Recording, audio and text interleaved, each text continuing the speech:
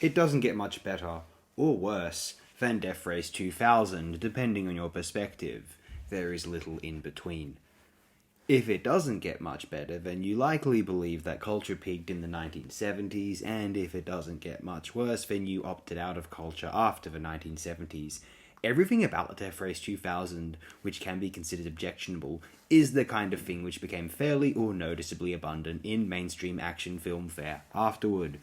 Except at least Death Race 2000 was poking fun at viewers, perhaps self-deprecatingly, which is only so much of a get-out-of-jail-free card for some, I understand, for enjoying it as anything other than a hyper-farcical, satirical bonanza.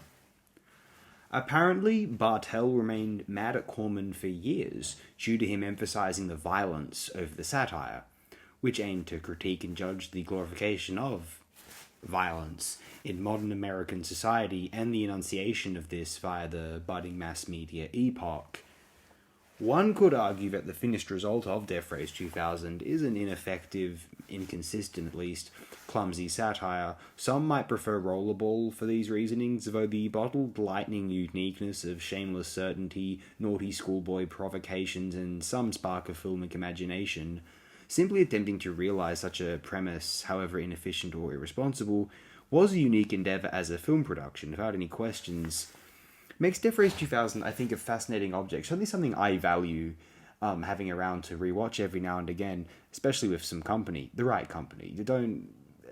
No new significant others need to know that you enjoyed this film immediately. If The Evil Dead attempted to resurrect the classic animated slapstick violence of old 1940s cartoons within an oxymoronically live-action context, Death Race 2000 had a similar idea prior, although considering Hanna-Barbera's Wacky Racers, or Tatsunoko's Speed Racer, and as Evil Dead had, making it, Evil Dead 2 I guess we ought to specify, making it much more viscerally and graphically, let's be frank, often entertainingly violent and comically, quite absurdly and impressively, potentially bloody stuff.